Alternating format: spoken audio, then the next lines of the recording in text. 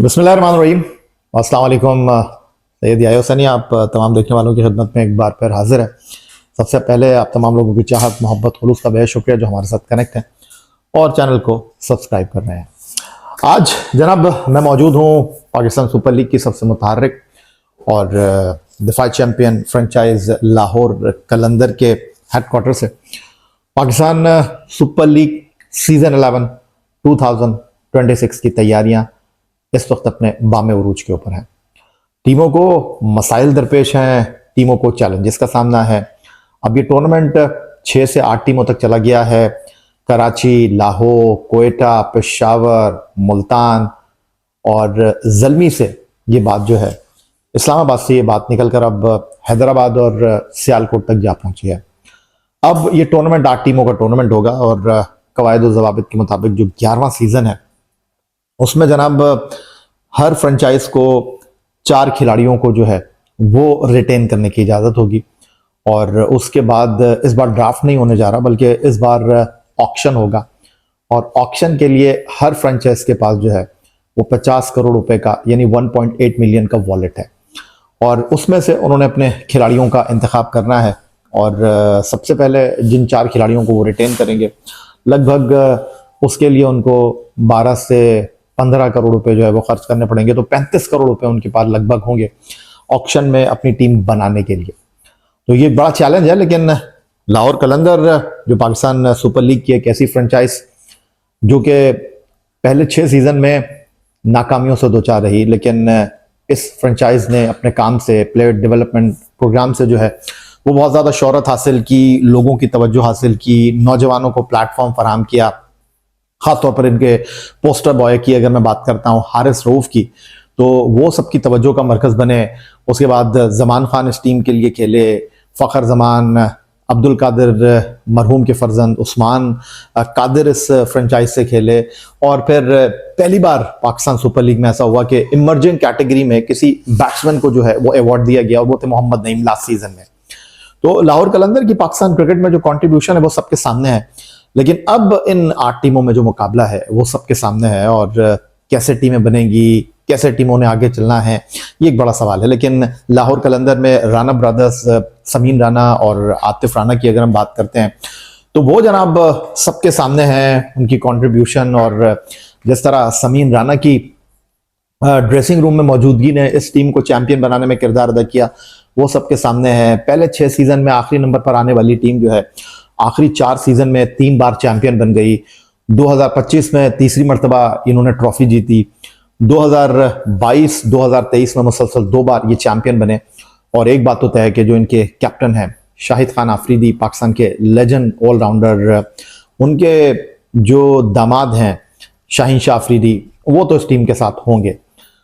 But बाकी खिलाड़ी जो हैं वो जनाब इनको जाना पड़ेगा ऑक्शन में। अब देखना यह है कि हारिस रऊफ जो कि इनके पोस्टर बॉय हैं वो इस टीम के साथ मुस्तकबिल में रहते हैं या नहीं रहते। फ़खर जमान, उनको भी अब ऑक्शन में एक ऑप्शन होगा कि वो कैसे उठाते हैं। लेकिन ये 3 ट्रॉफियां जो कि आप मेरे पीछे देख रहे हैं, लाहौर कलंदर जो 2022, 23 और 25 में जीता, और उसके विनिंग कैप्टन शाहीन शाह आफरीदी जिनकी कंट्रीब्यूशन सबके सामने है, जो पाकिस्तान वनडे टीम के कैप्टन भी हैं। तो अब जनाब एक नए सफर की शुरुआत है, नई उम्मीद है, नई सोच है, नई तवक्को है, और ये सारी चीजें जो हैं वो अब आगे बढ़नी होंगी। दूसरी तरफ जिस तरह मुख्तलिफ फ्रेंचाइजेस को चैलेंज का सामना है कि जनाब उन्होंने किन खिलाड़ियों को छोड़ना है, किन खिलाड़ियों को रखना है, ये भी अपनी जगह एक चैलेंज है। जैसे अगर हम प्लैटिनम कैटेगरी की बात करते हैं तो ये नहीं हो सकता कि पेशावर ज़ल्मी जो है वो बैक वक्त बाबर आजम एंड साइम अयूब दोनों को अपने साथ कनेक्ट रखे, एक को उनको छोड़ना होगा। डेफिनेटली इस्लामाबाद यूनाइटेड शादाब खान के साथ तो जाएगी ही। फिर अगर हम कोयटा ग्लैडिएटर की बात करते हैं जो 2019 में सरफराज अहमद की क़यादत में नेशनल स्टेडियम कराची में पेशावर ज़ल्मी को हराकर चैंपियन बने थे, उन्होंने जनाब अबरार को तो रिटेन करना ही है। फिर उसके अलावा अगर हम दीगर टीमों की बात करते हैं तो अभी नहीं पता कि मुल्तान सुल्तान का मुस्तकबिल क्या होगा, कि अली तरीन इस टीम के साथ एक बार फिर ओनर की हैसियत से वाबस्ता होंगे या पाकिस्तान क्रिकेट बोर्ड इस टीम को लेकर चलेगा। तो ये वो चीज़ें हैं जिसको देखते हुए आप ये नहीं कह सकते कि मोहम्मद रिजवान जो पाकिस्तान के फॉर्मर टेस्ट कैप्टन हैं, विकेट कीपर हैं, क्योंकि अब T20 फॉर्मेट में टीम के करीब नहीं है, और वो जनाब मुल्तान सुल्तान के साथ मुस्तकबिल में होता है या फिर किसी नई टीम के साथ आपको वो खेलते हुए दिखाई देते हैं। ये वो सारी चीज़ें हैं जो डेफिनेटली पाकिस्तान सुपर लीग में जो है वो इन चीज़ों को लेकर जो है वो चलती हुई दिखाई देंगी। लेकिन एक बात जो अपनी जगह तय है वो ये कि पाकिस्तान सुपर लीग में एक नए सफ़र की शुरुआत की है लाहौर कलंदर ने, और जिस तरह लाहौर कलंदर ने अब तक पाकिस्तान सुपर लीग के लिए काम किया है और जिस तरह उसमें राना ब्रदर्स, समीन राना और आतिफ राना ने इस टीम को जोड़ कर रखा है, और वो सबके सामने एक इंतहाई अहम चीज़ है। और ख़ास तौर पर अगर मैं ये बात करूं कि इस टीम की जो असल कुव्वत समीन राना और आतिफ राना क्यों है, ग्राउंड से बाहर आतिफ राना, ग्राउंड के अंदर समीन राना, ये इस टीम की असल कुव्वत है, ये इस टीम की असल पहचान है। और जिस तरह इन टीमों को ये लेकर चल रहे हैं, और एक चीज़ जो लोगों का एतमाद उन्होंने हासिल किया, और 5 लाख से ज़्यादा बच्चों के उन्होंने ट्रायल लिए, उसके बाद अब हाई परफॉर्मेंस सेंटर बनाया लाहौर कलंदर ने। सिर्फ पाकिस्तान ही नहीं, पाकिस्तान से बाहर भी उन्होंने काम किया। जज़ायर गरबुल हिंद में जनाब उन्होंने वेस्ट इंडीज़ में होने वाली लीग में कलंदर के नाम से टीम को रजिस्टर्ड कराया। फिर T10 लीग में पहली बार अगर कोई टीम गई पाकिस्तान से तो वो कलंदर ही की थी। जिम्बाब्वे की क्रिकेट में इस फ्रेंचाइज ने बड़ा मरकज़ी किरदार अदा किया। उनके माली मसाइल, उनके डोमेस्टिक क्रिकेट में मसाइल को जिस तरह न सिर्फ उन्होंने क्रिकेट के मैदान में अपना कंधा दिया, बल्कि उनकी फर्स्ट क्लास क्रिकेट को उठाने में अहम किरदार अदा किया। और इसकी सबसे बड़ी मिसाल जो है वो जिम्बाब्वे T20 टीम के कप्तान सिकंदर रजा हैं, जो उनकी एसोसिएशन है वो इस टीम के साथ है।